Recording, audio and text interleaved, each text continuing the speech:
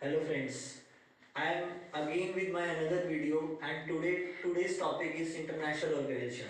This topic also comes fall into the 12th CBSE political science. सबसे पहले I would like to tell you that what we are going to discuss today. We are going to discuss the meaning of international organization. What is the need of international organizations? What is UNO and what are the different principles or features of UNO? सबसे पहले I would like to tell you that what is the meaning of international organization. International organization basically are those organizations that work at the international level or any regions.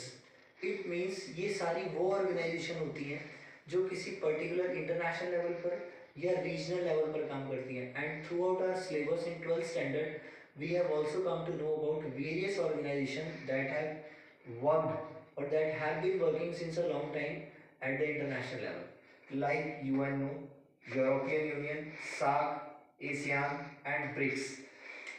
Just students, just keep in mind this is another important new topic that has been added by the CBSE in our syllabus that we will discuss later on.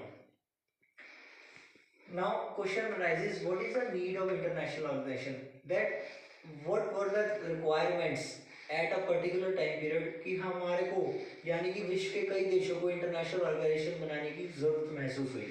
तो सबसे पहला था to promote peace and security, ताकि पूरी दुनिया के अंदर peace and security को प्रमोशन दी जा सके. To end global problems, the concept global problems ensures or mentions that there have been many problems which have come arisen at the global stage, like rising population, terrorism, population. These problems have to be dealt very sincerely. Another cause is to promote or growth and development throughout the globe, to maintain good relation among the different members of these different organizations. Now we are going to take very important topic of UNO. UNO simply means United Nation Organizations. अब जानना जरूरी होता है कि United Nation Organisation that is UNO कब बना? After second world war, यानी कि सेकेंड वर्ल्ड वॉर हमारी 1939 से लेके 45 के बीच में लड़ाई लड़ी गई इसकी, और 24 अक्टूबर 1945 को यूएनओ बनाया गया. These were the combined efforts of Churchill and Roosevelt, who really played a very significant role in the formation of UNO.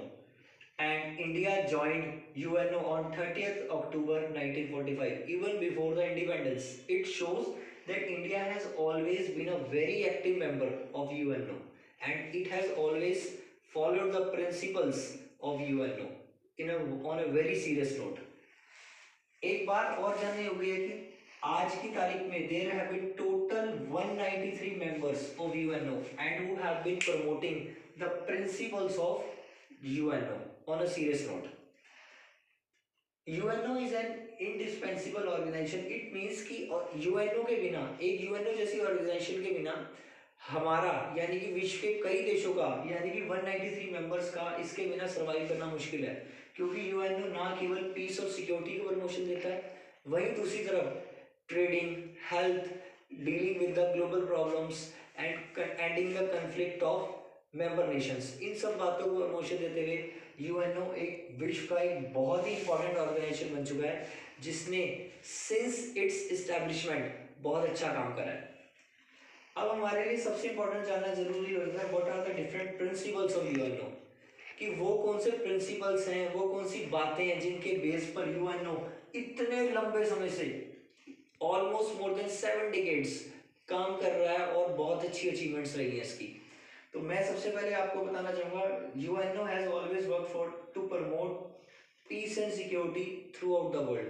इसका मतलब यूएनओ ने हमेशा कोशिश करी है कि जितने भी मेंबर नेशन हैं throughout the globe UNO के उनके लिए पीस एंड सिक्योरिटी को प्रोविजन दिया जाए, ताकि वहां पर किसी भी तरह का internal as well as external conflict create ना हो पाए.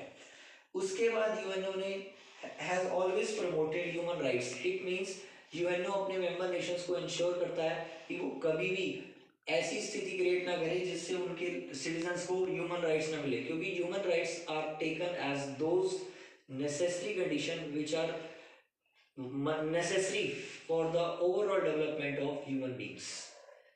Another fact is that UNO promotes internationalism. इसका मतलब है UNO हमेशा से चाहता है विश्व के जितने भी देश हैं वो आपस में मिलजुल कर रहें. There must be a sense of harmony among them so that उनके बीच में एक अच्छा रिश्ता कायम हो सके.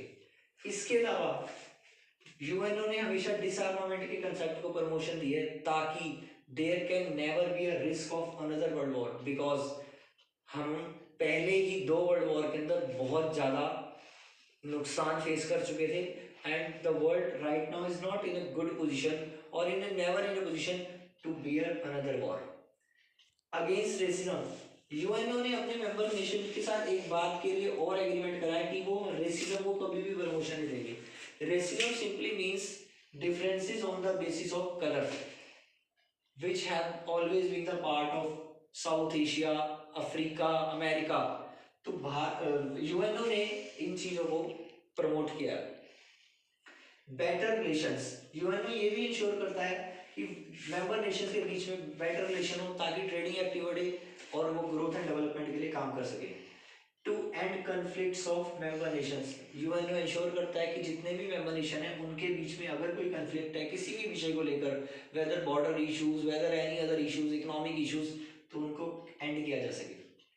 फ्रेंड्स, यहाँ मैं आपको बताना चाहूँगा जब हमारी फर्स्ट वर्ल्ड वॉर लड़ी गई, that is from 1914 to between 1918, उस वक्त वर्ल्ड वॉर के बाद इतना नुकसान फेस कर चुके थे हम कि उस नुकसान को रोकना बहुत ज़रूरी हो चुका था. इसीलिए इसी कंसर्न में 1920 में लीग ऑफ नेशंस बनाया गया. लीग ऑफ नेशंस का सबसे इंपॉर्टेंट काम क्या था? Peace and security, to postpone another war. Same concerns UNO में दिखाया गया जब सेकेंड वर्ल्ड वॉर के बाद सारे देशों ने इस चीज के लिए रजामंदी शो कर दी थी.